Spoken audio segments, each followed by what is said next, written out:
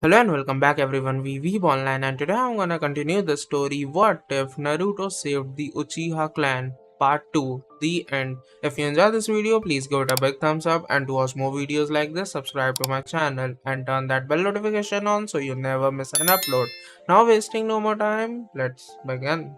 2 weeks after tea, Hikup, Konoha, Naruto, Hinata, and Hanabi were walking through the streets of Konoha. Hinata insisted on going grocery shopping and asked Naruto to come along. Hanabi also came along because she didn't want to be alone at home. Naruto has grown to like being with them. For the first few days, Hanabi took care of Naruto while he was healing, and Hinata used what she knew about cooking to make food for both her sister and Naruto. Even though he was thankful, Naruto was also a little uneasy. He had only ever lived with Sai and Shin, and that was only a few months ago. Now that Mikoto and Izumi were living with him, he felt even more out of place. He had only ever talked to Mikoto and Izumi, so even simple things like putting the toilet seat down and having girl clothes in his closets were strange to him. As Naruto looked around, he saw people trying to get back to their normal lives. As they walked by, Naruto looked down on them. If Fugaku hadn't used that genjutsu to make them forget about him, he wouldn't be walking down this street right now. If he was the same boy he was when Fugaku found him, he would have been insulted or chased away by now. Even after hiding from the villagers for so long, Naruto still didn't like them. To them, he was just another faceless kid who could destroy the village whenever he wanted.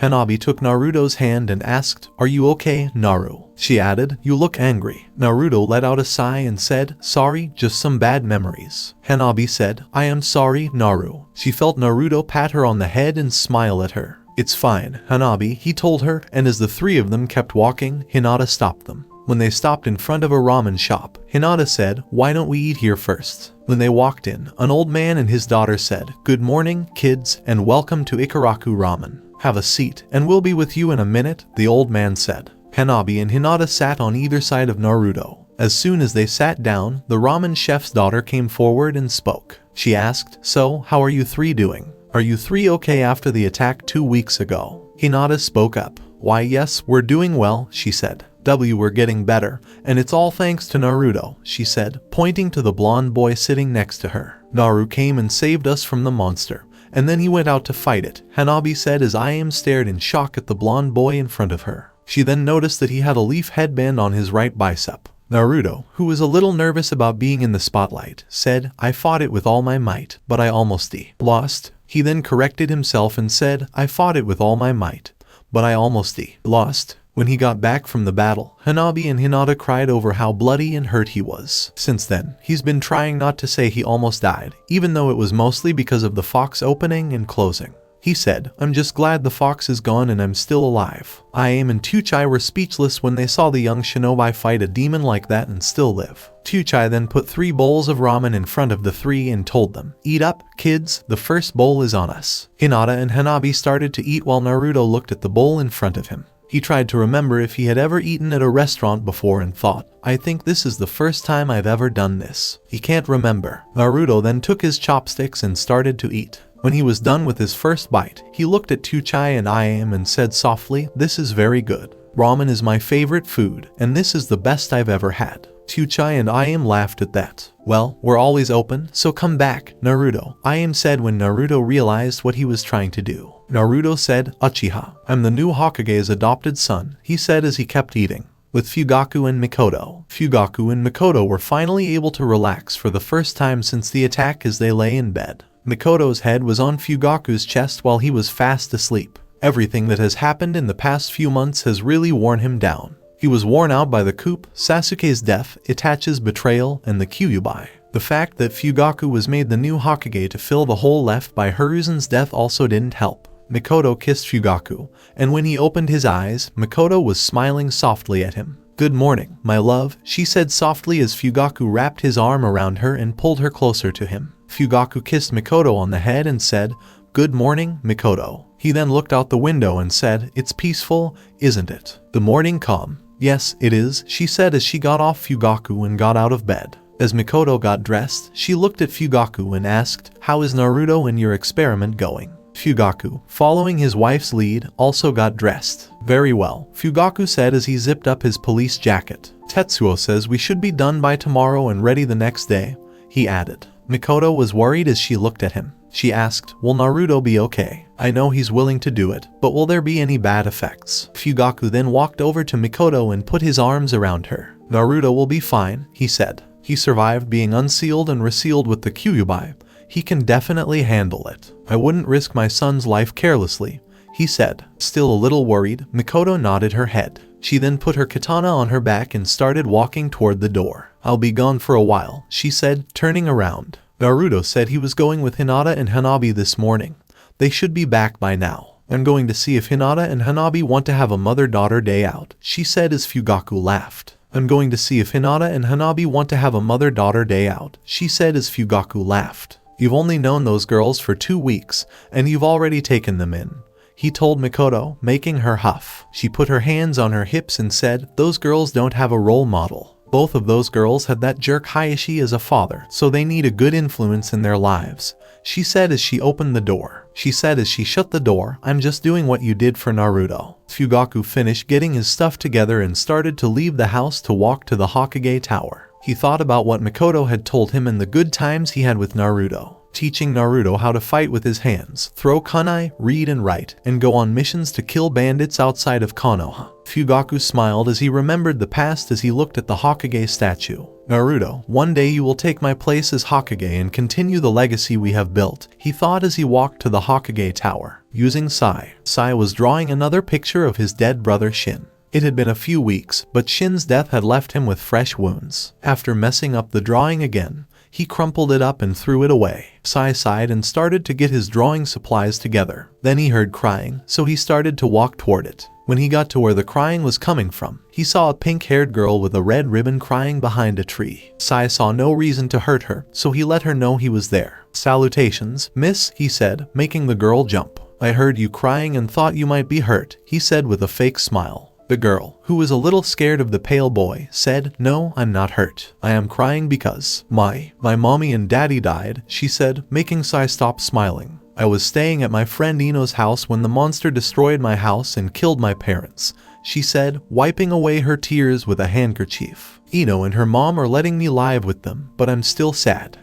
Sai looked at the crying girl and took a deep breath. I lost someone too, he said, getting the girl's attention. I just lost my brother Shin. We weren't related by blood, but he was the closest thing I had to a family. He took out a sketchbook and showed the girl a picture of Shin. The girl asked, do you have a friend or anyone else? Sai nodded in response to the girl's question. I do, he said. It's my friend Naruto. We've only known each other for a short time, but I consider him my best friend, even though he's my only friend. Sai smiled a small, genuine smile. The girl with pink hair blushed a little as she stood up and said, well, if you'd like, we could be friends. This surprised Sai. Sai looked at the girl and thought about how much happier Naruto has been since the 2 Hyuga girls moved in with him. That sounds good, he said, putting out his hand. My name is Sai. What's yours? What's yours? Sakura Haruno, she said, grabbing the boy's hands and shaking them. Her stomach grumbled, and she looked like she was embarrassed. Do you want to go get something to eat? Sai asked. If you don't have any money, I have a little bit. That would be great, she said, her sadness gone and happiness taking its place. Sakura and Sai then started walking back to the village. On the way, they told each other stories about their dead loved ones, which helped them both feel better. 1 week later, Otagakure, using Fu. Fu was sitting in her room in the village, hidden in the sound. When Jiraiya and Tsunade, 2 of the most famous Sannin, came to Takagakure for help, she didn't know she would be a part of whatever plan they were making. Fu hasn't had the best life. Ever since she could remember, her village has shunned and hated her because she was sealed with the Chomai. She didn't know why the villagers couldn't see that she wasn't the demon, but just a vessel for it. She then moved her hand to the seal on the back of her neck. The elders of the village had put it there before they left the village to make sure Jiraiya could control her. It also served as a signal, so if she tried to run away, she would be found and caught. Fu then curled up into a ball and started crying quietly, hoping that whatever had brought her away would be over quickly so she could go back to her lonely life. Having Gaara said to no one in particular, yes, Mom, don't worry. I'll find more victims, kill more enemies, and make sure I'm still alive. Gaara was sitting alone in his room in Oto. Jiraiya, a member of the Sannin clan, went to Suna to ask for help trying to take Konoha back from the Uchiha clan. The Kazekage agreed to help by sending Gaara. Even though the boy was unstable, he was Suna's most powerful military asset, and would give Jiraiya and his allies a much-needed wild card in the upcoming battle. As payment, the Kazekage only asked Konoha to give Suna better land for farming and one of Konoha's bloodlines. Jiraiya agreed to the terms with some reluctance, but he needed all the help he could get. Gaara then started to meditate as his gourd turned to sand and began to circle him as he sat in a meditative position. With Jiraiya, Orochimaru, Tsunade, Itachi, Asuma Sarutobi, Might Guy, and Tenzo, who went by the name Yamato, were all fighting against Jiraiya. Itachi and Shizune found Asuma in the capital of the Fire Country. When he heard that his father had been killed and that the Uchiha clan had taken over Konoha, he quit the Guardian 12 and joined Jiraiya. Might Guy was out of the Leaf Village on a mission in the Land of Rivers when Jiraiya and Tsunade found him by accident. When Jiraiya and Tsunade asked for his help, he didn't think twice about joining them. He only hoped that his old enemy Kakashi was still alive. Yamato was found when he ran away from Konoha soon after the coup. Several Uchiha and Anbu were after him, but he was able to get away from them. Even though Orochimaru was the reason he had to go through so much pain as a child because of his experiments, he was not thrilled to be working with him. However, he was more than willing to work together because the Uchiha seemed to be a bigger threat. Now that I've got you all here, we can start, Jiraiya said, getting everyone's attention. As you all know, 3 weeks ago, the Uchiha clan, led by Fugaku, staged a coup during the Kyuubi attack. While I think the attack and the coup were related, I don't think it was Fugaku's plan to let the beast loose on the village, he said, and everyone agreed that Fugaku could not be that heartless. While I think the attack and the coup were related, I don't think it was Fugaku's plan to let the beast loose on the village, he said, and everyone agreed that Fugaku could not be that heartless. But even so, I do think Fugaku was partly to blame because Naruto, the missing Kyuubi container, was there during the attack and helped Fugaku during the coup, he said as Asuma raised his hand. Asuma was confused. You said this Naruto kid was missing. Why was he there, and what does this have to do with Fugaku? Guy, Yamato, and Asuma looked at him in shock as he said, I think Fugaku kidnapped the boy, brainwashed him, and has been using him as an agent for the past couple of years. Itachi felt both anger and guilt when Jiraiya told him that his father had been using Naruto as a weapon. He was angry at his father for taking advantage of a young, weak boy, and he felt guilty because it had been going on right in front of his eyes for years. Itachi could have helped if he had known about it sooner. Orochimaru said, we don't have time to worry about that brat, Jiraiya, which made Jiraiya glare at him. We have to worry about beating Fugaku and his clan before they start whatever they are planning, he said, and Jiraiya nodded. Yes, Jiraiya said, steeling himself. From what I've heard, Konoha is still shaken up from the attack. A lot of shinobi are dead or hurt, which means the village's defenses are weaker. We need to strike soon, before Iwa or Kumo decide to invade on their own, he said, and everyone nodded because that made sense. We need to strike soon, before Iwa or Kumo decide to invade on their own, he said, and everyone nodded because that made sense. So, what do you think we should do? Guy asked Jiraiya as she talked. Jiraiya said, in 3 days, we'll attack the Leaf Village, get rid of the Uchiha, save Naruto, and put things back in order. Everyone looked at him with worry. We may be attacking the Leaf, but we're only doing what we need to do to save it. Our biggest threats in the village are Fugaku Uchiha, Shibuya Burame, Mikoto Uchiha, and Naruto Uzumaki. Once we kill Fugaku, Shibuya, and Mikoto and free Naruto, the village resistance will crumble, and we'll be able to take the village without a problem, he said. There was no other way to get rid of the Uchiha, so everyone in the room agreed in silence. Yamato then spoke up and asked, what do we have in terms of people and logistics? Tsunade answered, we have 2,000 sound shinobi from Genin to Jounin. Suna and Taki both lent us their demon vessels on the condition that we return them when the missions are done. We have 4 S-rank ninja, 5 A-rank ninja, and a lot of other skilled shinobi, she said as everyone looked at her. But still, Tsunade said, we're up against about 5,000 Konoha shinobi, Fugaku, a cage-level ninja, Shibuya Burame and Mikoto Uchiha, 2 S-class shinobi, and Naruto, the vessel of the 9 tails. Let me be clear, Fugaku is on par with Minato Namikaze, and Naruto holds the most powerful of the tailed beasts. Jiraiya said, I agree. That's why Gaara and Fu will be under Yamato's command and be tasked with taking Naruto out of the fight. With the 1 tail and the 7 tails, we have a chance of beating him if he uses the fox's power, he said as Yamato nodded. While that is going on, me, Tsunade, Orochimaru, and Itachi will go after Fugaku. I hope that with our combined strength, we can beat him or at least hold him off long enough for Naruto to lend us his power, he said. Orochimaru then spoke up and asked, when do we start the operation? Jiraiya turned around and looked at his old friend. Jiraiya said, 3 days. We've already given them 3 weeks,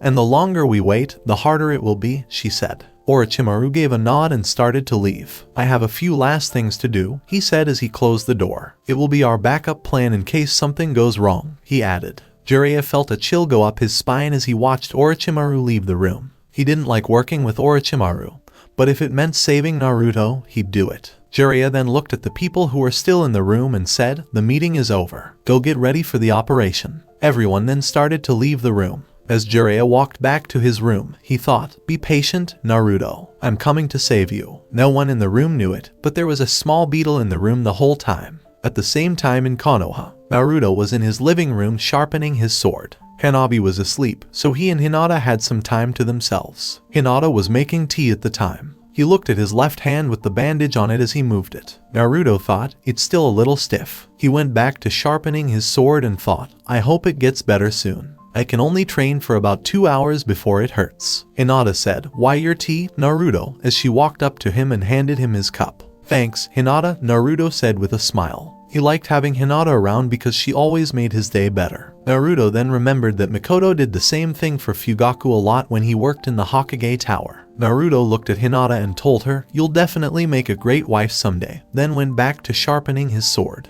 If he had seen Hinata, he would have seen a girl as red as a tomato walking to the dining room table to think, "Wife? Me?" As she looked back at the blonde boy, she thought, "Naruto wants me to be his wife. I like him, but now is not the time. We barely know each other," she thought as a million scenarios rushed through her mind. Hanabi was awake and heard the whole conversation. In her head, she said, "Naru wants to marry big sister. No way I'm going to marry Naru. And that's it," she thought as she sneaked back to her room. Naruto then had a strange feeling come over him, but he didn't care about it because he didn't feel bad or mean. As he looked at the sword in his hand again, he thought, "I hope to God I never have to use this." He put his sword away and got ready to go to bed. In the room of Naruto, Naruto went to bed and closed his eyes. While he was sleeping, he had a nightmare that no one could explain. The nine-tailed fox was staring at a giant beetle. The two were having a stare down until the Kyuubi spoke. Kyuubi asked the beetle, "Chomai, why are you here?" "Kurama, we came to talk to you and your host," the beetle said as it turned to Naruto,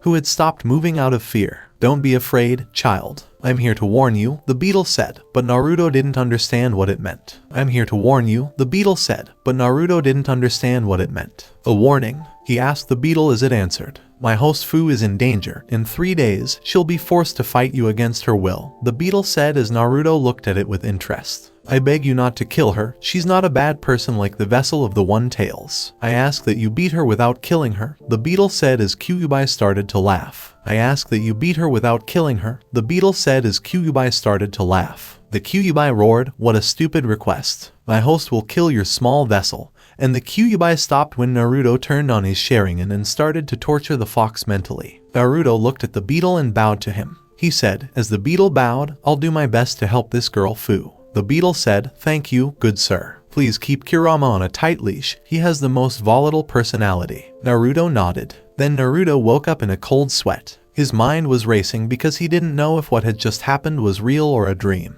Naruto took a moment to calm down, then threw on his clothes and ran out of his house to tell Fugaku what had happened. Naruto thought, "I don't know if that was real or not, but I'm not taking any chances." Using Fu. Fu came out of her trance and looked around her room. "Did it work?" she asked herself. "Yes, child," said the Seven Tails. "I told the host of the Nine Tails, and he agreed to help you get out of your servitude." Fu shed a tear of happiness. The Seven Tails said, "Rest now, Fu. A girl needs her rest." Fu smiled as she went to bed and fell asleep, knowing that soon she would finally be free. Jiraiya, Tsunade, Orochimaru, and Itachi were all standing on a hill and looking far away, where they could see Konoha. "Okay, it's time," Jiraiya said as he pressed the button on his intercom. "Yamato, move to the eastern village walls. Tell Fu and Gar to get ready to change and destroy the Uchiha compound," he said. Yamato said over the intercom, "Copy Lord Jiraiya." "Asuma, Guy," Jiraiya said next. "You both send your troops to attack the western wall and try to break through. Take control of the Hokage Tower, the hospital, and the Anbu headquarters," he said. "Copy," Asuma said. Guy said loudly over the intercom, "With the power of youth, we will free the village and give the people hope and safety again." This made Jiraiya, Tsunade, and Orochimaru sweat drop. "We'll attack the front gate as a distraction. The element of surprise will give us the upper hand for a few minutes," Jiraiya told Itachi as he turned around and looked at him. Jiraiya said, I hope you're ready to face Fugaku. We can't win if we don't kill him. Itachi said, Father brought this on himself. He also said, the reign of the Uchiha ends today, no matter how short it was. Jiraiya nodded and breathed in deeply. Jiraiya silently prayed, Kami, give me strength. He then said, let's move, and Tsunade, Orochimaru, Itachi, and half of the Sound Army followed him, alongside Guy and Asuma. Asuma and Guy were moving into place with their Sound Shinobi so they could start their attack. This mission was important to Asuma because it was his own. Even though Asuma and his father had a tangled past, he still loved him. He may not have been the best son, but he would do his best to keep his father's name alive. Guy and the soldiers who were following him were then stopped by Asuma. Guy asked Asuma what's wrong. As she looked around and heard buzzing, Asuma yelled, ambush, as he, Guy, and the other Sound Shinobi began to fight the other side. It only took a second for the calm night to turn into a scene of chaos and death. Men were being attacked on all sides by kunai, shuriken, senbon, jutsu, and bugs. Asuma looked around and saw that at least 200 Uchiha, Aburame, and other ninja were making short work of the Sound Army. Even though they had more people, the Sound Army was made up of 2 powerful clans and more experienced ninja. It's great to see you, Asuma and Guy, said Mikoto Uchiha as she came out with Shibai Aburame and Izumi Uchiha. How low, Asuma, Mikoto said, shaking her head. Betraying and attacking your own village with an army of foreign shinobi, for shame. Asuma was fuming. Asuma pulled out his trench knives and said, we're here to get the leaf out of your hands. Unfortunately, that's not how history will see it, Shibai said as his bug started to leave his body. As the saying goes, history is written by the winner, and that will be us. It only makes sense, he said. Guy took a fighting stance and said, we will end your rule over us and bring back order. You say that, but all you did was bring chaos to our doorstep, Izumi said as she pulled out her sword and turned on her Sharingan. Shibai, Izumi, you two take Asuma, Mikoto said as she pulled out her sword. I'll take care of Guy, she said as she turned on her Manjikyu Sharingan and showed a pattern of 4 pinwheels. Soon after Sasuke died, her Manjikyu Sharingan turned on, but she didn't have time to learn how to use it. Now, though, she has a good handle on it and will use it to the fullest. Mikoto ran at the guy, but he used his nunchucks to block her blade as she tried to cut him. Asuma threw a fire jutsu at Shibai, which made the bug user move. He then started a sword fight with Izumi. Asuma dodged a stabbing attack and thought, God, how can this plan go wrong any more than it already has? Jiraiya, Tsunade, Orochimaru, and Itachi were all there. Jiraiya, Tsunade, Orochimaru, and Itachi were all looking at the imposing figure of Fugaku Uchiha with 200 Uchiha, Aburame, Anbu, and a smiling Anko Mitarashi. So this is how you go home, Fugaku said, as invaders instead of guardians. Oh, how the mighty have fallen, he added. Jiraiya said, you Uchiha have gone too far. We will stop you here and now before you can continue your plans. Fugaku looked at Jiraiya like he was the biggest idiot in the world. Fugaku said, what are your plans, you idiot? With a mad face, all we wanted was equal status, to not be treated differently, and to be a part of Konoha again instead of being kicked out, he said, making Jiraiya's eyes widen. We don't want to take over the world, and we're not going to kill everyone. We're not monsters, we're just people who've been thrown away. The Uchiha were one of the founding clans of Konoha, so we deserve to have a voice, to be treated equally, and for our family to do well, said Fugaku. Jiraiya shook off those words. Treason is treason, no matter how good or bad it is. Orochimaru smiled when he saw Anko in the crowd. Orochimaru said, Dear little Anko, are you here to kill your sensei? He teased. It's time to put you back in your place again, he said as he made a hand seal. He thought Anko would be on the ground, in a lot of pain, but she was still standing and just a little annoyed. Orochimaru then put a seal around the mark on her neck that meant she was cursed. Sorry, sensei, Anko said with a smirk. The scroll of forbidden jutsu had some great sealing jutsu. Now it feels like a bee sting. Anko was not in the village when the coup happened. She was going to try to fight the Uchiha Fugaku, but he convinced her not to by giving her 2 things she had always wanted. Her curse mark was gone, and she had the chance to kill Orochimaru, the person who hurt her. When Tsunade saw the small army in front of her, she felt like the whole world was on her shoulders. No Senju has had to fight against the Uchiha clan since her grandfather Hashirama. Grandfather, give me your strength, she told him. Fugaku turned on his Sharingan and Susanoo and said, enough talking. Let's start this battle. At the same time, Jiraiya, Tsunade, and Orochimaru called Gamabunta, Manda, and Katsuyu, and Itachi turned on his Sharingan and his imperfect Susanoo. Having Yamato, Fu, and Gaara went to the place where they were supposed to start their part of the plan. Fu was frantically looking around for the 9 tails container that was supposed to be there. Yamato asked Fu, "Are you okay?" He said, "Get ready to start our attack." "You're not going to attack anything," a voice said from behind, and Naruto and Sai came out of the shadows. "Sai, keep Yamato busy for a minute," Naruto told Sai. Sai said yes and made 2 ink tigers, which he sent to Yamato. "Hello, Tenzo," Sai said with a fake smile. "I'm sorry, but I'll be your opponent for now." He then charged Yamato with his Tanto. Yamato used his wood style to destroy the 2 ink creations, and then he pulled out a kunai and started fighting with Sai. When Naruto saw Yamato and Sai leave, he looked at the scared-looking girl with mint green hair, and the crazy-looking boy with red hair. "Geez, I'm glad I didn't turn out like him. I can't imagine being as crazy as him," he thought. In the world of Fox Creek, Naruto sneezed and wiped his nose. "Fucking hell, I better not be getting sick," he said. "Where was I?" "Oh yeah," he said, looking down at the crying, gagged woman who was crying helplessly as she tried to get out of her restraints. "Sorry, love, I didn't mean to keep you waiting. You'll be joining them soon enough," he said, pointing to the bodies of her husband, son, and daughter. "Next time you decide to steal someone's wagon,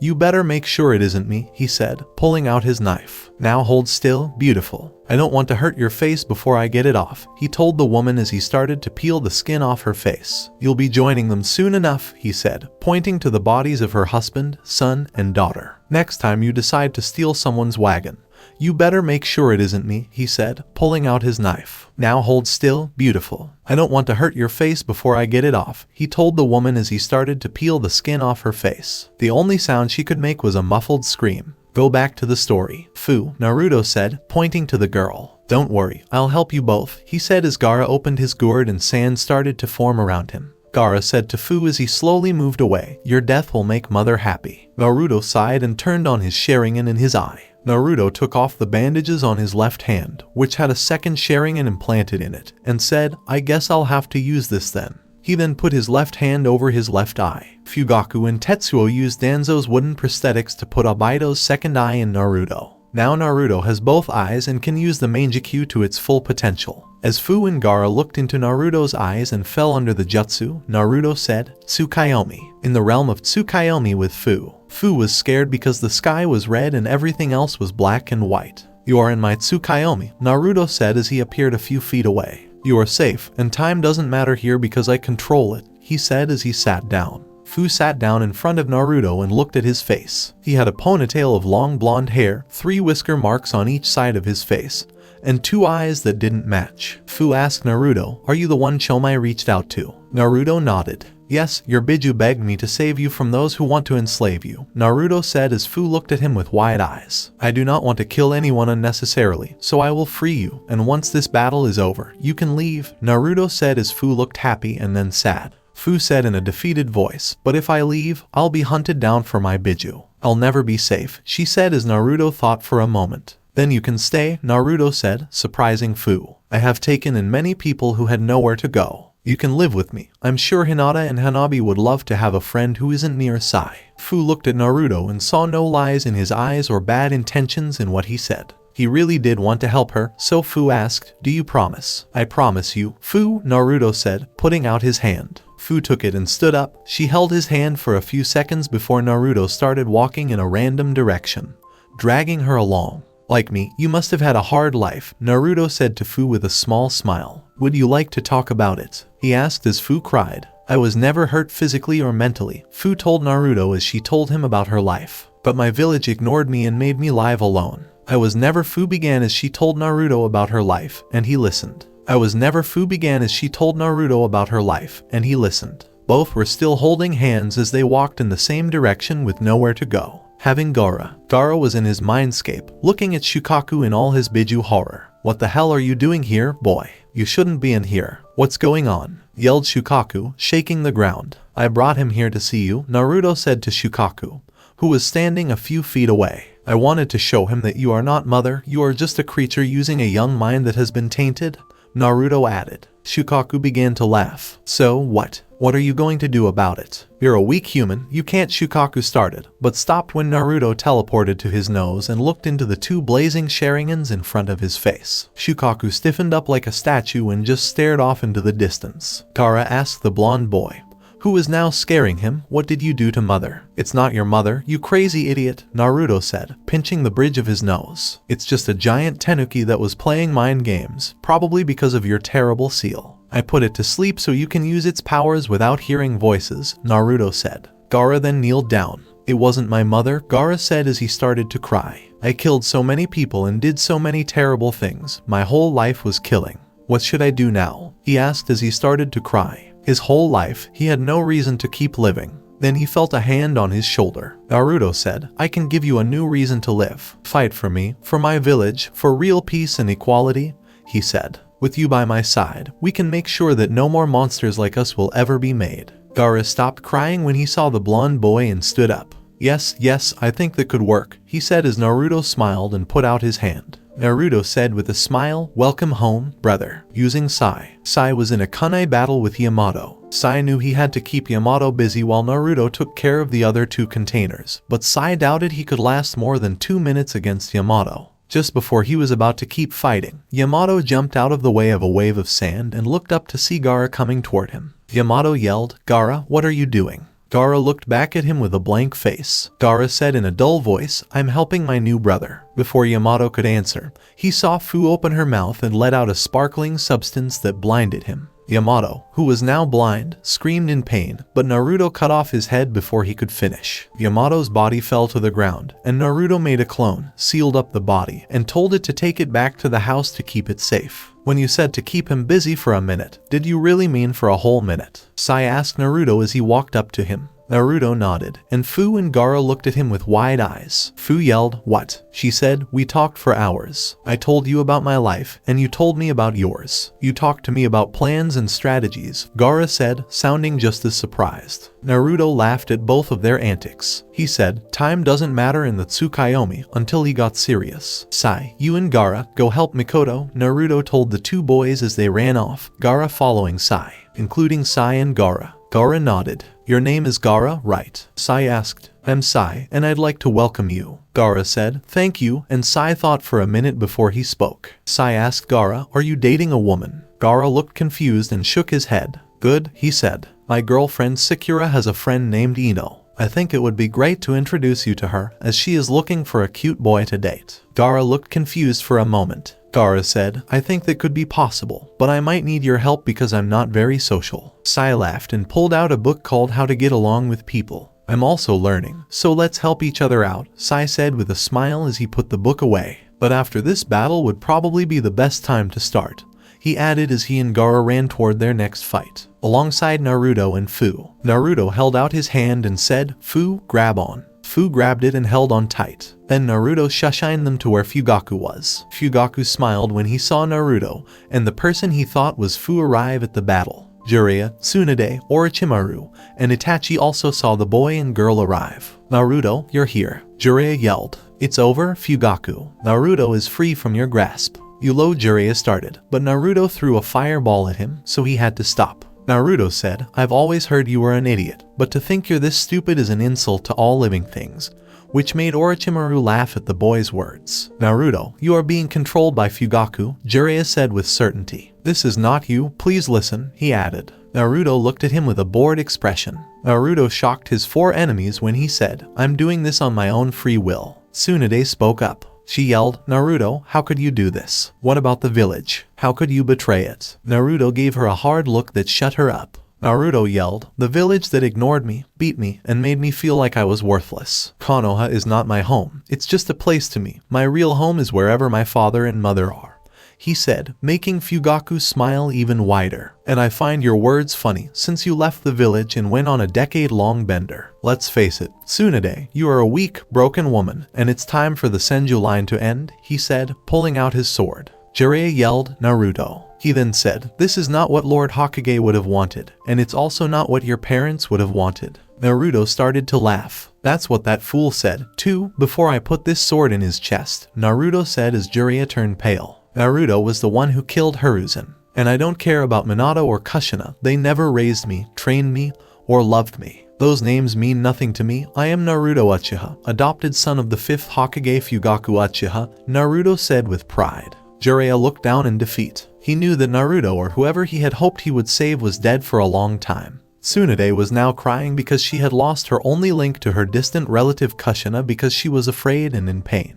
Then Orochimaru started to laugh at the show. "This is too rich," he said as he pulled out 2 scrolls. "It's not nice to insult the dead boy," he said as he made hand signs and smeared blood on the scrolls as he opened them. "So how about the undead?" he asked. Orochimaru yelled, summoning Jutsu Reanimation, as he slammed both scrolls into the ground and 2 coffins rose up. Jiraiya, Tsunade, and Itachi all looked shocked when they saw the coffins open. 2 figures walked out of the coffins and took a look around. The woman asked, "Where are we?" The man said, "I don't know, my love." Orochimaru said, "You're outside of Konoha," which got their attention. "But that doesn't matter, look over there," he said as they both turned to Naruto. Naruto cursed in his head because his life had just gotten harder. "Minato, is that Naruto?" the woman asked as she smiled at the blonde boy and looked at him. "I think so, Kushina," he said as he looked at his son with a smile. "Naruto, baby," Kushina started, but Naruto's kunai hit her in the chest. Kushina's smile faded as she looked at her son's face, which was filled with anger and hate for her and Minato. Naruto said, "Minato Namikaze and Kushina Uzumaki are to blame for all my pain and suffering." Minato was scared and Kushina was crying. "I will enjoy sending you 2 back to the afterlife, knowing that the child whose life you ruined was the one who sent you there," he said as his Sharingan began to spin. Naruto was looking at the 2 people he hated the most, Minato Namikaze and Kushina Uzumaki. In his mind, they were just as responsible for making his life a living hell as Hiruzen and Danzo. "Please listen to us, Naruto," said Minato. "We don't want to hurt you." "That's too bad," Naruto said with a dark tone, "because I really want to hurt you." Kushina begged Naruto, "Please, we're your parents," as he stared at her. "You're not my parents," Naruto said angrily. "Fugaku and Mikoto Uchiha are my parents, I don't even know you two." Naruto's words made Kushina's heart start to break. She loved Naruto before he was even born, but it was clear from his eyes and voice that he didn't care about her or Minato. Minato started to say, "Naruto, please listen, this isn't right. Please stop and think about the village," but Naruto started to laugh. "The village," Naruto said jokingly. "You mean the village that starved me, beat me, and used me as an outlet for their sadness? The village doesn't mean anything to me, and neither do the villagers. The only things I care about are the Uchiha clan, Hinata and Hanabi, and my friend Sai. Everything else doesn't matter," he said. Minato then looked at Jiraiya. "What's he talking about, sensei?" Minato asked. Jiraiya walked over to Minato and Kushina and bowed his head in shame. Sarutobi called Naruto the Nine Tails so that the village would see him as a savior and a hero. Instead, the village hated him and avoided him, Jiraiya said. Kushina then picked him up by the throat and lifted him off the ground. Kushina yelled, "Then where the fuck were you? You were his godfather, you should have been there." Then, Kushina felt a wave of killing intent coming from Naruto, who looked even scarier. Naruto said through his teeth, "You're telling me I've had a godfather the whole time? I could have had someone to take care of me," he said as Jiraiya, Minato, and Kushina looked at him. Naruto said, "You know what? I was going to take my time killing you, but now, fuck it." He said this as he turned on his Mangekyou Sharingan Kamui, and Kushina and Jiraiya were sucked into a vortex. Jiraiya and Kushina were both teleported away when Minato threw a kunai at the last second. With Kushina and Jiraiya both stood up and were scared and confused by what they saw. All around them was a dark sky and square structures that went on forever. Kushina asked, "Where are we?" Jiraiya grunted. "I don't know, I'll reverse summon us Mount Mayaboku and then get back to the battle," he said as he made hand signs and slammed his hand on the ground, but nothing happened. He tried again, and then again, and again.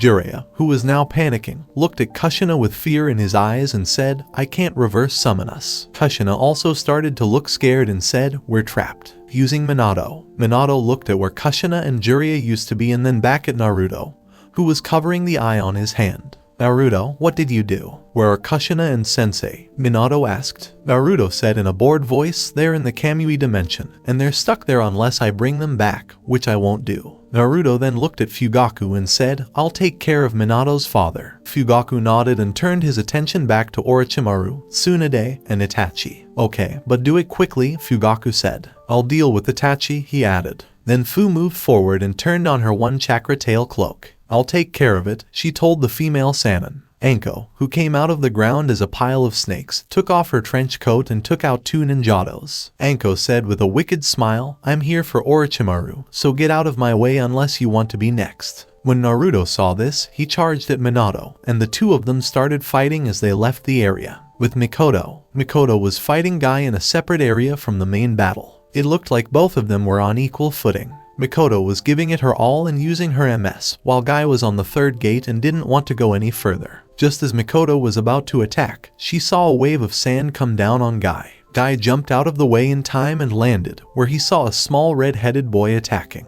Mikoto Uchiha, the young boy, said, looking at Mikoto. She said, "That's me, and who are you, young man?" Gaara bowed. Gaara replied, "Sabaku no Gaara, the One-Tails container," which made Mikoto look surprised. "My Naruto told me to help you in your battle. I hope you don't mind my interference," he said in a monotone. Mikoto nodded. "I'll be grateful, but please don't put your life in danger for my bet," she said. Gaara nodded silently. Guy, still recovering from the attack, ran at the two and kicked Gaara. His kick was blocked by a wall of sand, and Guy jumped out of the way just in time as Mikoto threw a fireball. Guy was worried because Mikoto Uchiha was still as dangerous as ever. After all, she was only second to Kushina Uzumaki in terms of skill. Not to mention that Gaara, as the one who held the one tail, was going to be a very tough opponent. Guy crossed his arms and thought to himself, "Guess I don't have a choice. 4th gate, 5th gate, 6th gate, 7th gate. Open," he said to himself as he opened the gates and his power flowed out of his body. His skin turned red, and everyone could see his chakra. Gaara got nervous when he saw this. "I have to change," he thought as his sand started to swirl around him. When he was done, he changed into a small Shukaku. Gaara got into a fighting stance and thought, "I hope I'm strong enough to stop him." Mikoto called forth her imperfect Susanoo. It was green with a light bluish tint and used a sword just like hers. Mikoto said, "Gaara," which got the attention of the boys who had changed. "We need to work together," she said, and Gaara agreed. Gaara threw a bunch of sand shuriken at Guy, who vanished into thin air. Guy then gave Gaara a kick to the side, which sent him flying into a tree. Then, Guy used his arm to block Mikoto's Susanoo sword strike. Mikoto then punched Guy with her Susanoo, but Guy used his arm to block the punch. Guy was then hit by Gaara's tail and hit with a blast of air from Gaara's mouth. Gaara asked Mikoto, "This is going to be hard, isn't it?" Guy popped his shoulder back into place as he got out of the crater he was in. "I'm afraid so," Mikoto said. When Sai dodged another cut from Asuma's trench knife and hit the Jounin in the flak jacket with a cut from his Tanto. Sai just got there a few minutes ago and is now helping Izumi because Shibai lost most of his hive and had to leave. Asuma quickly made the hand signs for fire style, burning ash. He then blew thick black smoke out of his mouth. He then clicked his teeth together, which made a spark that lit the smoke on fire and caused a big explosion. Asuma then saw Sai leave the fire with a burn on his left arm. Izumi then landed next to Sai. Izumi asked Sai, "Are you okay? Is your arm hurting?" Sai shook his head. "It'll be fine once the battle is over," Sai said. He then saw Asuma taking a defensive position. "Izumi, we need to do the routine," Sai said in a mysterious way. Izumi said yes and got her sword ready. Izumi said, "Let's do it." Sai rolled out his scroll and drew 2 ink lions that charged Asuma while holding his Tanto in his mouth. Asuma killed the lions with his trench knives. But then he saw that Sai and Izumi were coming at him. Both Sai and Izumi made slashing motions. Asuma blocked Sai's Tanto with his right hand. He waited for his left hand to feel contact, but it never did. Izumi did a flip and went over Asuma in a somersault, landing behind him. Then, Izumi used her katana to stab Asuma through the front of his chest and into his back. Asuma coughed up blood, and when Izumi pulled out her sword, it fell to the ground. Asuma grabbed his chest and looked up at the sky. Asuma then saw his mother's face, which he had never thought he'd see again. Biwako told him, "You fought well, son." Asuma reached out and grabbed her hand and said, Mom, She said, "Shhh, it's okay, son. Come with me, your father and brother are waiting." Asuma shed a few tears before coughing again and spitting blood out of his mouth. Asuma shook his head and felt his body go cold as he saw black. Izumi was holding Asuma's hand when she saw the light leave his eyes. He thought he would see his mother before he died. She then pulled his hand away from hers and put both of his hands on his chest, folded them, and had him close his eyes. She put her own hands together and closed her eyes, silently praying, "Rest in peace, Asuma Sarutobi." Izumi, Sai said to get the girl's attention. "The enemy forces are leaving. Should we go after them?" Sai asked. Izumi said, "No, let them run. Let's get the dead and wounded together and regroup. Also, let's check your arm." As she was about to leave, she saw Asuma's 2 trench knives and picked them up. As she and Sai left the area, she whispered, "I'll make sure someone worthy uses these blades." Asuma was still lying in the grass, looking peaceful. And Mikoto and Gaara. Guy hit Gaara again, and this time he hit him hard enough that his sand transformation broke. Guy then avoided a sword slash from Mikoto. Mikoto stopped using her Susanoo because it was too hard. Guy, on the other hand, slowed down because his gates were now wearing off because his time was almost up. Gaara hit Guy again, but the green-clad man kicked him up into the air. Guy kept kicking and kicking until he was high enough in the air to wrap his bandages around Gaara and start spinning quickly toward the ground. Guy then drove Gaara into the ground with primary loadies, and the sand around him fell away as he lay there still. Mikoto saw this and looked at Guy. Guy, she yelled, getting the man's attention. Let's end this, she said, getting into a low slashing stance. Guy, whose body was about to give out, decided to try one last strike to end the fight. Guy and Mikoto's fight stopped for a second, and then Guy and Mikoto started running at each other quickly. Guy was about to attack Mikoto, the mother of the Uchiha clan, when he stopped and almost fell over. He looked down and saw that Sand was holding his feet down. Gaara, who was in a lot of pain, used his last bit of strength to hold Guy in place with his sand. Kill him, Gaara thought. Mikoto took advantage of the chance and quickly cut off Guy's head with her sword. Guy's body fell to the ground as Gaara let go of the dead man's feet. Mikoto ran up to Gaara and put her head on his shoulder. She asked Gaara quickly, "Are you okay? How bad is it hurting?" Gaara winced as he looked at her. Gaara said in a hoarse voice, "I've never been in pain before, so I don't know what to expect. But I can't move my body, and my vision is blurry," he added. Mikoto then put his hand to his cheek and shed a tear. "Don't worry, sweetie," Mikoto said. "I'll get you to the hospital, and you'll be fine." Mikoto and Gaara then disappeared in a cloud of leaves, leaving the sandy, scarred battlefield behind. Having Anko and Orochimaru were fighting with their swords, and they were even. "Not so strong without your little curse mark, are you?" Anko teased as she kicked Orochimaru in the stomach, knocking him away. Orochimaru thought, "This is bad. She's gotten a lot better since I left Konoha, and with the amount of chakra I'm pumping into the Edo Tensei, I don't think I can do this without help." Orochimaru thought this as he moved forward with his Kusanagi and slashed at Anko. Anko dodged the attack and slashed at Orochimaru's legs. Orochimaru yelled, "Damn it," as he slashed at Anko, who jumped out of the way. Orochimaru then felt his leg start to burn and looked down. The veins on his leg were turning a sickly purple color as the blood coming out of his wound started to clot quickly. "You like that, Orochimaru-sensei?" Anko said in a mocking tone. "It's a special mix of poison from the late Torunabure. He may have been a jerk for working with Danzo, but he sure knew how to poison people. By the way, it attacks your chakra network, so you won't be able to shed your skin anymore," Anko said as he got back into a fighting stance. Orochimaru snarled, "You disrespectful child. I'll kill you and use your skeleton as a model," he yelled as he charged Anko again and locked blades with her. With Feng, Fu was flying above Tsunade and shooting webs at her. Tsunade was known for her super strong punches, but how was she supposed to hit someone so high in the air? "Fuck this," said Tsunade as she grabbed a tree and yanked it out of the ground. She then threw it at Fu, who narrowly avoided it with acrobatics in the air. Fu yelled at Tsunade, "Are you crazy? You could have killed me." Tsunade looked at her with a tick mark on her forehead. "We're shinobi, so we're supposed to kill each other," Tsunade yelled back. Fu yelled, "But I'm not trying to kill you," she said. "I'm just trying to hurt, maim, or hold you back." Tsunade looked at her strangely. She said, "Why the hell are you doing that? I don't want to kill anyone and have never wanted to. I've never wanted to be a shinobi. I just want to be a normal girl. And you are not a bad person. You don't want to be here either, so I'm not going to kill you." Fu yelled, "You're just as much a victim as I am." Tsunade looked at the flying girl for a moment and let down her guard. The only reason she was here was because Jiraiya had threatened to kill her. Tsunade looked at Fu and sighed. She had nothing to gain from this battle, and from what Naruto and Jiraiya had said about the village, they had brought this on themselves. "I give up," she said as she looked at Fu. Fu was shocked and didn't know what to do for a minute. Fu said, "I'm going to tie you up with my web. When the battle is over, I'll let you go," and Tsunade nodded. Tsunade said, "Okay, fine." Fu then spat out a web that wrapped around Tsunade's wrists and ankles. Tsunade sat down on the ground, and Fu landed a few feet away. "The web will be like a chakra restraining tag," Fu said as she sat down next to Tsunade. "There's no point in trying to fight it." Tsunade sighed and looked up at the sky. "I need to drink after this," she said, and Fu looked at her. Fu said, "Drinking is bad for you,"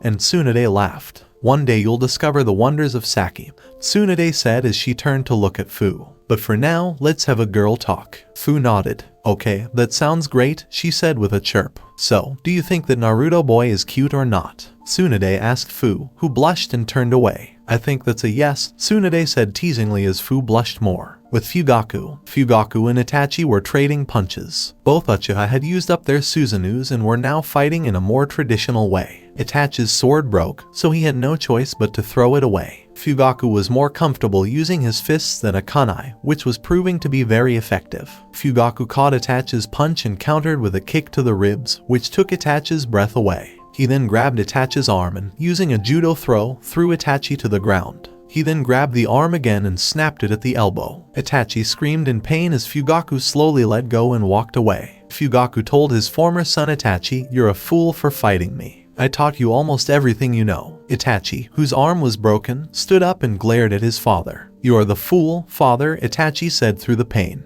"You and the Uchiha clan are delusional. You can't get peace by lying." Fugaku shook his head, then appeared in front of Itachi and kicked him on his hurt arm. "That's how it all started, Itachi," Fugaku said as Itachi lay on the ground again in pain. The Uchiha believed Hashirama's lies, and now were hated, thrown away, and made the scapegoat. You and Shisui were going to kill your own clan because you were loyal to a village that saw you and your family as traitors and monsters. Loyalty and lies go hand in hand to control naive fools like you, Fugaku said with a disappointed look on his face. Itachi got back up and said, "Naruto is different, Itachi." Fugaku added, "I've never lied to him, and he's never lied to me." Hiruzen, Jiraiya, and the rest of the village gave up on him and left him to fight the world on his own. I told him the truth, and he gave me an apprentice, a friend, and a son in return. He spent his whole life working to protect the Uchiha clan's future. He's more of a Uchiha than you ever were or ever could be, Fugaku said. Itachi pulled out a kunai and got back into a fighting stance. "I will stop you, father," he said. Then he was punched, disarmed of his kunai, and thrown into a tree. Fugaku yelled to Itachi as he walked toward him, "I'm ready whenever you are." Using Naruto. Naruto slashed at Minato, but his sword just missed him. Minato then charged up a Rasengan and tried to hit Naruto. The Rasengan nicked Naruto in the ribs, causing a small burn. Naruto moved away and did the hand signs for combination jutsu, Napalm Firestorm. He then spit out a stream of napalm at Minato and fired a small fireball. Naruto blocked a kunai coming at his face and then kicked Minato with a roundhouse, sending the reincarnated Hokage into a tree. "You have to do better than that, Minato," he said as he broke the kunai he was holding. "My father told me about his spars with you. You can only Hirashian to the marker on your kunais," he said. "I just have to use my Sharingan at the right time and wham. You're on your backside." Minato stood up and reshaped his face. "I'll admit, Naruto, you're strong for your age," he said. "You're not cage level strong, but you're cage level smart. I can beat you in strength, but you can just counter," he said. "You would have been a great Hokage when you were older. During my training, I fought and killed many skilled shinobi, including Danzo Shimura, Shisui Uchiha, Kakashi Hadake, and many others. And just so you know, I do plan to become Hokage when my father steps down. That will be my ultimate way of getting back at the village." Minato looked at Naruto with wide eyes. He couldn't believe what he was hearing. "You killed Kakashi, my former student." Minato was furious and yelled, "How could you?" Naruto looked at Minato and laughed. "That's not all, Minato," Naruto said. "You probably should also know that your dead student Obito was the one who let the Kyuubi loose on the village the day I was born." Minato's anger turned to shock and disbelief. "Poor Minato," Naruto said. "One student died in the line of duty, one died at the hands of your son, and one died at the hands of my father. Your legacy is almost gone now, Minato. You don't have any living students, relatives, or children. Once you are dead and forgotten, no one will cry for you," Naruto told him. Naruto's words hit Minato like a ton of bricks. Naruto was, for all intents and purposes, right. He was responsible for Obito, and Obito was the one who let out the Kyuubi. He was the one who sealed the Kyuubi in Naruto, dooming him to a life of abuse and isolation. Now Naruto was responsible for destroying the village Minato was trying to protect. His legacy is one of good intentions and hell. Minato said, "I'm sorry, Naruto," as he looked at his angry son. "I'm sorry for everything, I. Just stop." Minato said, "I just hope you can forgive me one day, and that we can meet again in the afterlife and make up." Naruto's face softened, and he made the hand signs for combination style, Firefox Incineration. He then blew a stream of golden flames at Minato, who just stood there. Minato was engulfed in flames, and his body was burning away. As a last act, he threw 6 of his spiked kunai at Naruto's feet and said, "Naruto, look at my hands." Naruto watched Minato quickly go through hand signs, and he used his Sharingan to see every sign perfectly until Minato was done. Minato said softly, "Those were the hand signs for my version of the Hirashin." I hope you decide to use it, even if it's to spite me. Minato said, I hope this shows you how sorry I am. Naruto looked back at Minato as he was almost done burning. It might take me years, or even my whole life, Naruto said. But maybe, just maybe, I could forgive you one day. Until then, though, I will hate you. But only time will tell, Naruto said. Minato, who only had a few seconds left on Earth, decided to speak one last time. Minato said, Goodbye, Naruto, as his body exploded and his soul left. Naruto picked up the 6 kunai that Minato had left behind and put them in his pouch. I guess that jutsu could be useful in the future, Naruto said. He then disappeared in a cloud of leaves, with Kushina and Jiraiya. Kushina and Jiraiya were running through the void they were in, trying to find a way out. Kushina was running until she felt a hand touch her shoulder, which made her stop, which made Jiraiya stop and look at her. Jiraiya asked Kushina, what's wrong? He then saw Kushina look at him with tears running down her cheeks as she spoke in a hollow voice. Minato is dead again, Kushina said as Jiraiya looked sad. He didn't stop Naruto, I can feel it. Kushina sat down and said, my son just killed his own father. Jiraiya sat down next to her and said, I'm sorry, Kushina. If I had known what was going to happen, I would have been there and I would have raised him. Instead, I ran away like a coward, Jiraiya said. This is our punishment, Jiraiya, Kushina said. Naruto, the village, and us being here are all our mistakes coming back to haunt us. Kushina and Jiraiya sat in the empty void, unable to stop or help the battle that decided the future of Konoha and Naruto. Having Anko was standing over Orochimaru with the Kusanagi in her hands and looking down at her former sensei,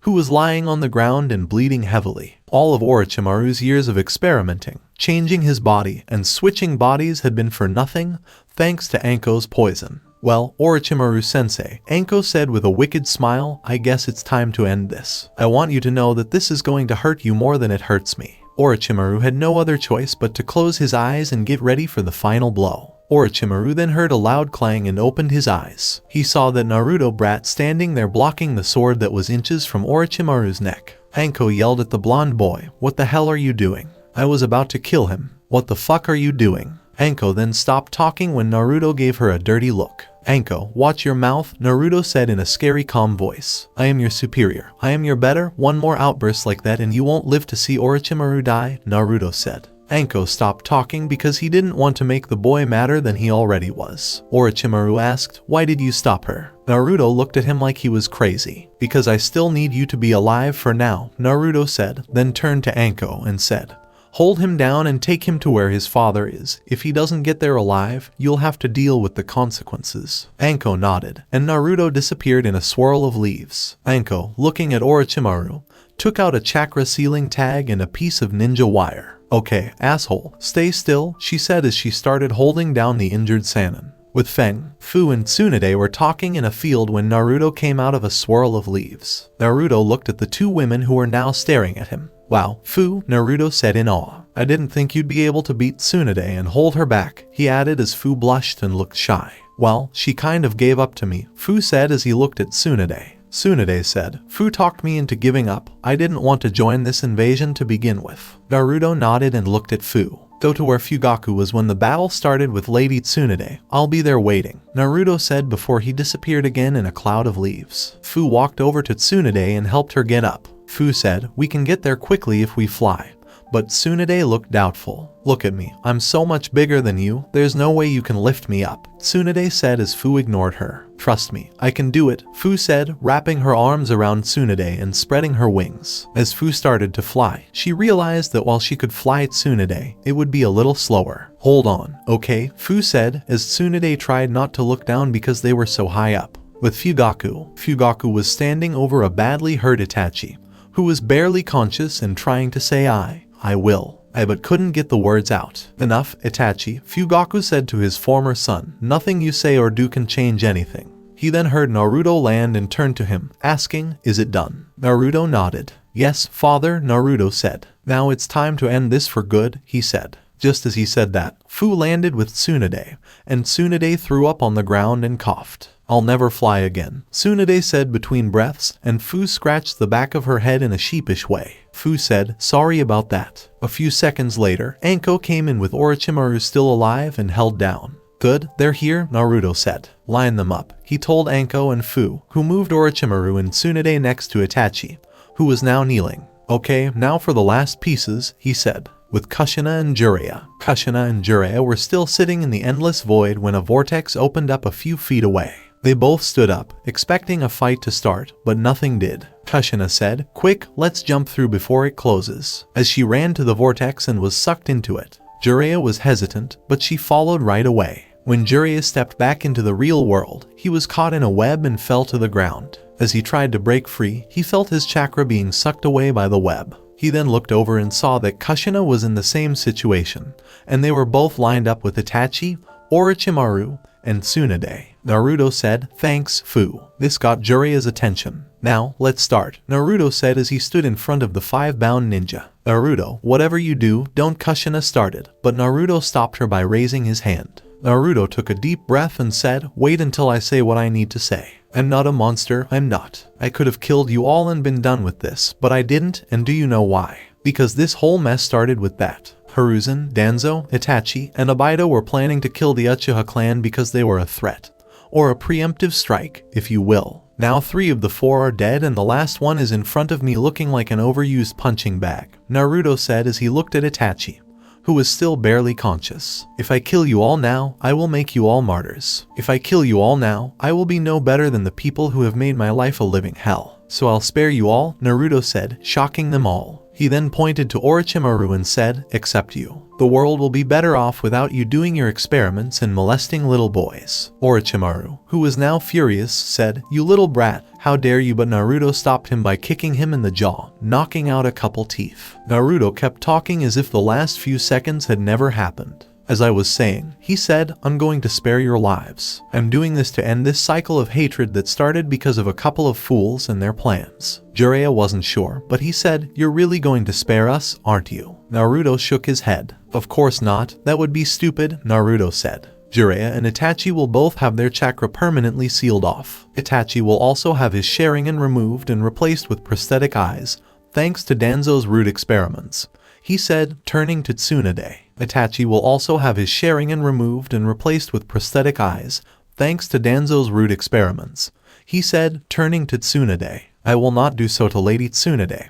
Her healing powers are useful and will be of great benefit to the village. Then people like your brother or lover won't have to die needlessly because there aren't enough doctors," Naruto said. When Tsunade heard this, she felt something in her heart. "My medical program will be approved, and I'll be able to do what I've always wanted to do," she thought. She then looked back at Naruto, who was smiling a little. Naruto said, "It's time to stop running away from the mistakes of the past and start fixing them." Tsunade looked down, then back up with determination in her eyes. "I'll do it," Tsunade said, shocking Jiraiya. "Tsunade," Jiraiya started, but Naruto choked him to stop him. "Don't forget that all of this is also because of you and your stupidity."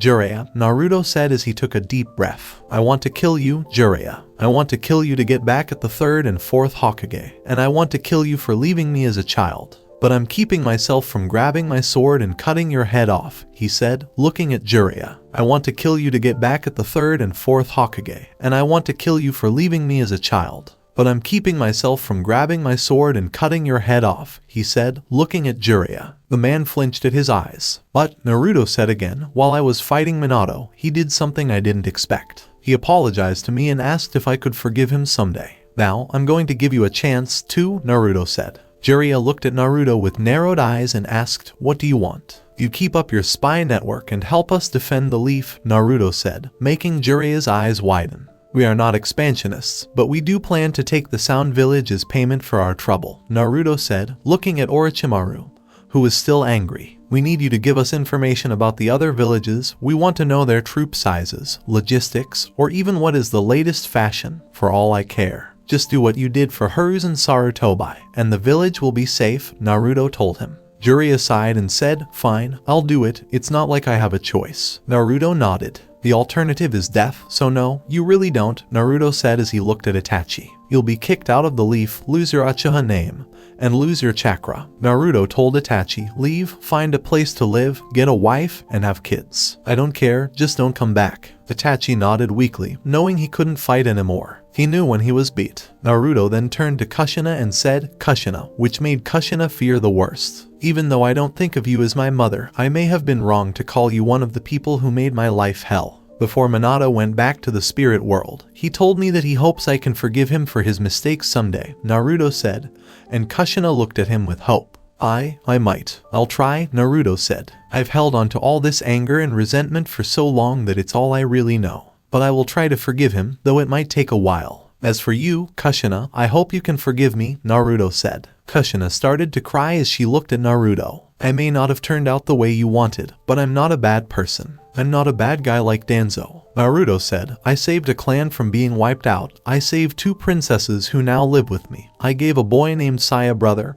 and I saved Fu, who is a container like you and me. I'm not a good person, but at least I'm not bad. Naruto Kushina said, I would love you no matter who you turned out to be. Even if you hated me and your father with all your heart, I would still love you because you are my son. Kushina said, I'm sorry I wasn't there to help you grow up. I'm sorry, Naruto. Tears ran down her cheeks as she said it, and Naruto let out a tear of his own as he looked at Anko and motioned for her to go to Orochimaru. You don't have to apologize, Kushina, Naruto said as Anko moved behind Orochimaru. It's time for you to join Minato in the afterlife, he added. Anko then used the Kusanagi to cut off Orochimaru's head, ending his life. Kushina began to glow as her spirit began to leave her reincarnated body. Naruto said softly, Goodbye, mother, and Kushina smiled as she looked at Naruto. Kushina said, Goodbye, Naruto, as she went away in a beam of light. Naruto was looking at the spot where Kushina had died with sadness in his heart. He felt something touch his shoulder and turned to see Fugaku's sympathetic face. Fu then gave Naruto a hug, which Naruto returned. Once the moment was over, Naruto turned to the 2 remaining Sannin and Itachi. Without saying a word, he made 3 shadow clones and shushined them to a different place. He then grabbed Fu's hand and shushined with Fugaku, leaving Anko staring at the headless body of her former master. After 2 days, he was in the hospital. Sai and Gaara were both healing from injuries, so they played shogi to pass the time. Sai's left arm had been burned, and Gaara's sand armor could only protect him so much from his broken ribs and head injury. Just then, the door opened and Sai saw Sakura walk in with a bouquet of flowers. Hi, Sai, she said awkwardly. I brought you these flowers to make you feel better. Sai gave her a small smile and took the flowers with his good arm. Sai said, Thanks, Sakura. I really appreciate it. Sai then saw Sakura's blonde friend Ino walk in behind her. Oh, Ino, Sai shouted. Ino said, Hi, Sai. How are you? Sai smiled.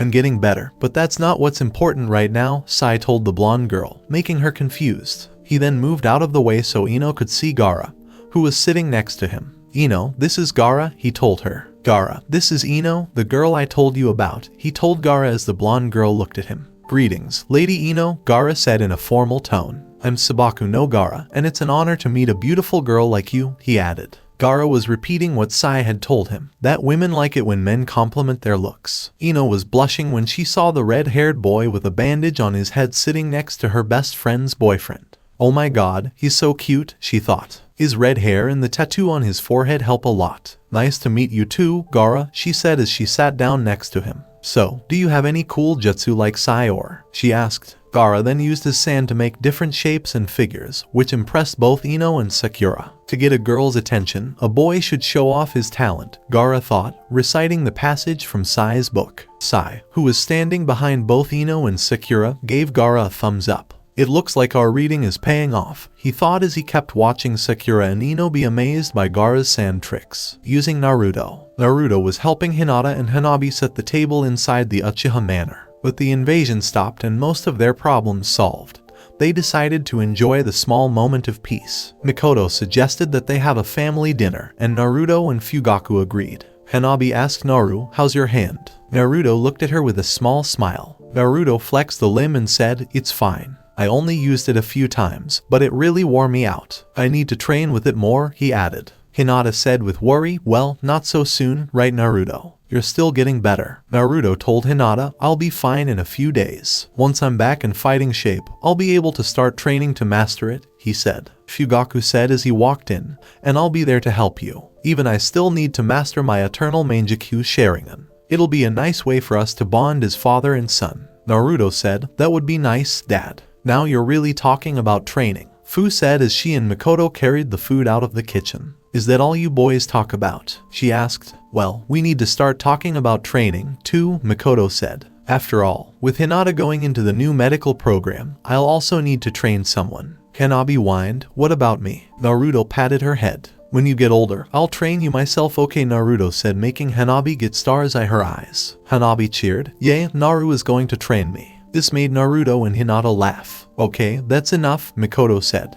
It's time for dinner, she added. Naruto looked around as everyone sat down and started eating. He saw his father, his mother, Hinata, Hanabi, and Fu all eating and talking happily. I finally have a family, he thought as he started to eat. 2 weeks later, Kumo, Konoha border. The fourth Raikage, was at the border of Konoha with 2,000 Kumo shinobi and 500 Taki shinobi. The head of the village of Takagakure told her that Taki had given Konoha the container of the 7 tails for an invasion of Konoha. Konoha fought off the invasion and won, but suffered heavy losses, so Taki made an alliance with Kumo to destroy Konoha and take back their demon vessel. Okay, people, said to the large group of shinobi standing in front of him. This is our chance, this is our chance. For too long, Konoha has pushed Kumo aside and made it look bad. Well, that's over now. Once we cross this border, we'll march to Konoha and burn down that stupid village. And we will take whatever and whoever we want. Shouted, getting cheers from his troops. Let's go and put those Konoha dogs out of their misery. He shouted as he crossed the border with incredible speed. His soldiers started to follow him across the border, eager to get back at Konoha for winning the last war. As he ran, he saw a kunai sticking out of the ground. When he stopped, he saw that it was a kunai, and when he bent down to pick it up, he felt his blood run cold when he saw the 3 points. The Kumo and Taki troops following stopped dead when they saw a red flash of light, and then watched in horror as the 4th Raikage was killed right in front of them. The troops then got into defensive positions and looked around frantically for what had just killed the Raikage. On a nearby hilltop, there were 5 people. Jiraiya looked down on them and said, "Those people are a bunch of fools. They believe rumors instead of facts. If they wanted to know the truth, they should have gone to Odo." Well, Jiraiya, what do you expect? Tsunade asked. You lie about the number of casualties, so everyone thinks we're about to die. Only 20 Leaf Shinobi died, while the Odo forces lost 75% of their people, Tsunade said. Fugaku said, that was a combination of Lady Tsunade's surprise and her careful planning.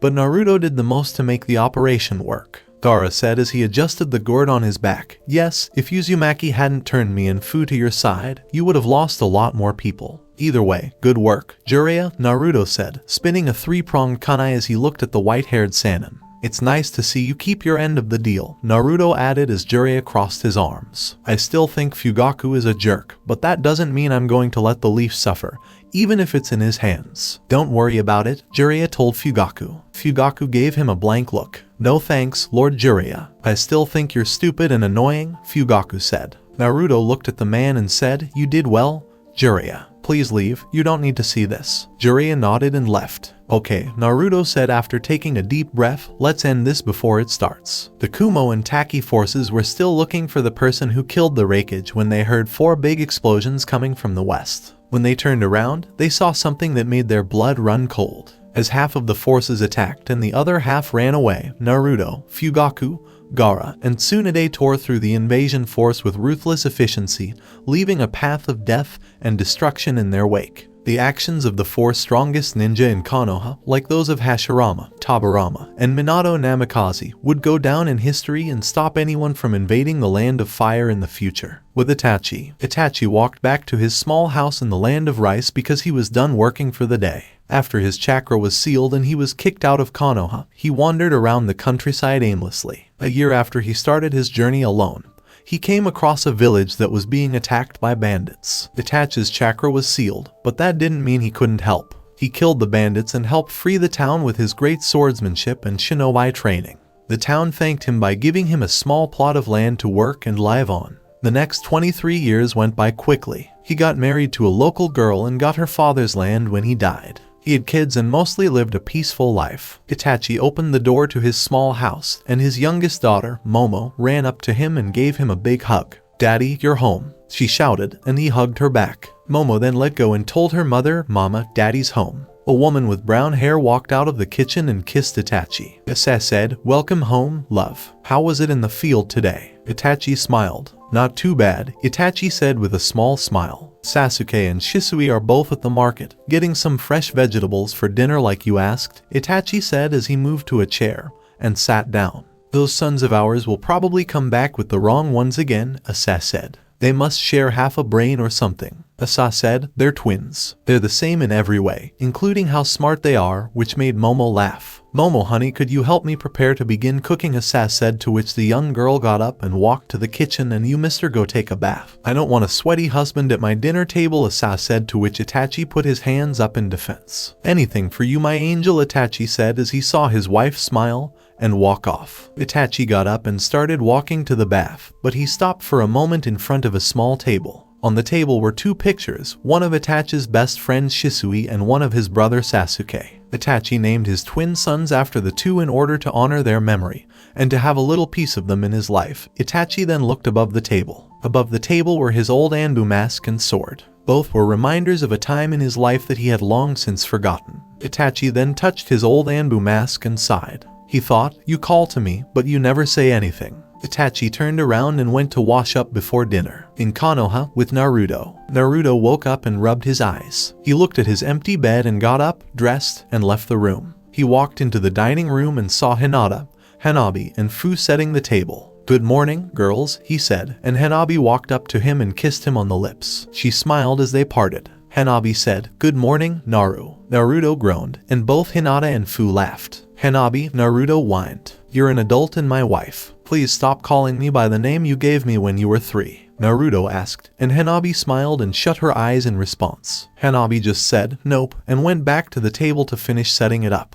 When Naruto walked up to Hinata, he kissed her cheek, which Hinata did right away. Naruto said, good morning, love. He then asked, do you have work at the hospital today? Hinata nodded. Yes, I have a 9 a.m. class and a 3 p.m. class, so I won't be home until around 6 p.m. today. Hinata said that since she took Tsunade's medical course all those years ago, she and Sakura, Sai's wife, had both become very good doctors. Good luck, honey, Naruto said as he slapped her behind. She said eep and turned a little red. Some things never change, Naruto thought. Naruto was the last one to walk up to Fu. Fu grabbed Naruto and stuck her tongue down his throat. Naruto started flailing his arms around as Hanabi laughed and Hinata groaned at the show sup babe. Fu made a chirping sound when she cut off Naruto, who was blushing as much as Hinata did 20 years ago. Then Naruto heard kids laughing behind him. When he turned around, he saw 3 kids trying to hide behind a corner. Hikage, Kikayo, and Hideyoshi, what are you 3 doing? Naruto asked with a smile as he knelt down and opened his arms. Come here and give your daddy a hug, he said, before the 3 kids jumped on him. He sat up and laughed when the 3 kids got off of him.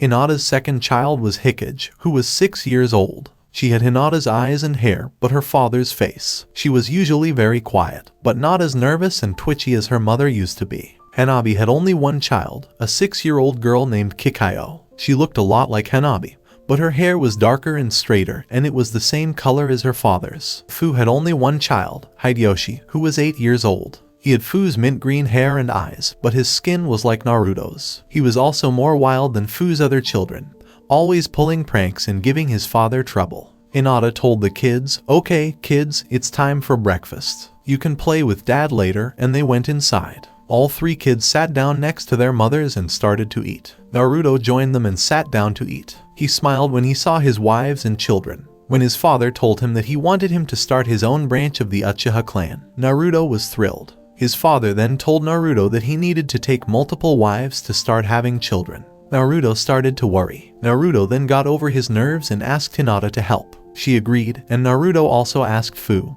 who also said yes. Hanabi, on the other hand, volunteered and made a few jokes about how it was like Jiraiya's books about stepsisters falling in love. Because he didn't want his kids to read smut, Naruto made sure to tell Hanabi to hide those books where his kids couldn't find them. Hideyoshi said, hey, Dad. This got Naruto's attention. Are you coming to my academy entrance today? He asked, his eyes shining. Naruto smiled when he saw how excited his son was. He said, of course, which made Hideyoshi smile. He said with a smile, I wouldn't miss it for the world. And you too, Naruto said, looking at Hikage and Kikayo. After that, I'll take you both to Grandma Mikoto's for the day, he said, which made both girls cheer. Kikayo cheered, yay, Grandma. She said, she can help me with my fireball jutsu. I want to make a fireball so big that yours looks tiny, which made Hikage sigh. Why don't we go there and have tea and cookies? Hikage complained, you always want to train.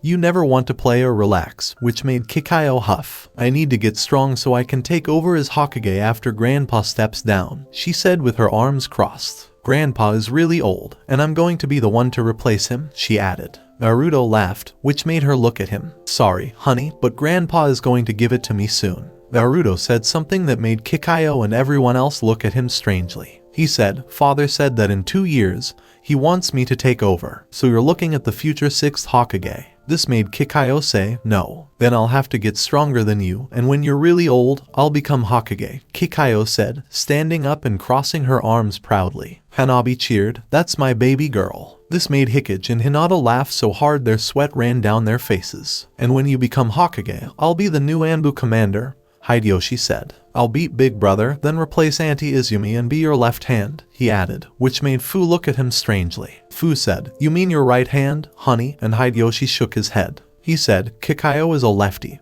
and Fu nodded because that made sense. Naruto said, okay, everyone, finish up and let's get ready to go, and everyone agreed. Field of Practice 4. Menma Uchiha, 13, was waiting for his sensei to arrive for morning training with 2 of his teammates. He was the first child of Hinata and Naruto, and he looked a lot like Naruto with his long blonde hair in a ponytail and blue eyes. But no one outside of his family and team knew that he had the Sharingan. His was different, though, because it was blue instead of red, making it a new version of the legendary Dijutsu. Shinji asked Menma, how much longer will Sensei be here? She was supposed to be here a while ago, he said. Shinji Haruno was the only child of Sai and Sakura Haruno. Like his father, he had pale skin, but his mother gave him dark pink hair and green eyes. He was an expert in both the ink jutsu style of his father and his mother's genjutsu. Inori said in a flat tone, patience, Shinji. She's only 5 minutes late. There's no need to make a big deal about it. Inori was the only child of Gaara and Ino Yamanaka. She used sand like her father and had his red hair, but her mother gave her a beautiful face. Then, Inori moved closer to Shinji and cuddled up next to him, which made Shinji jump. Shinji whispered as he looked around, what are you doing? If your father finds us, he'll squash me like a bug. Inori said in the same monotone voice, father is too protective, and he's weak around women. He's afraid of my mother, so if I tell her that he wants to kill you, she'll make him sleep on the couch. This didn't do much to calm Shinji down. Shinji whined, that's not the point. I can't, he started, but was startled when someone landed in front of the team. Hayes, Uchiha said with a smirk, you're still flirting with your boyfriend, Inori. Hayes, who was 21 years old, was the daughter of Fugaku and Mikoto, the heir to the Uchiha clan, and the aunt of Menma and his siblings. She had long black hair and white skin like a young Mikoto. Both Mikoto and Naruto trained her, and she is as strong as Itachi was when he was in the Anbu. Inori, seeing her sensei, nodded. He's still pretty worried about what my father will do if he finds out about us, Inori said as Hayes laughed. Hayes said with a small smile, young love is such a beautiful thing. Okay, you 3, we have a mission. It's a C rank, she said to get their attention. What is it, sensei? Asked Menma, who was now very interested. We have a mission to accompany a bridge builder to the land of waves, she said, pulling out a scroll. His name is Inari, and he's asked us to protect him from bandits while he's building the bridge and on his way back home.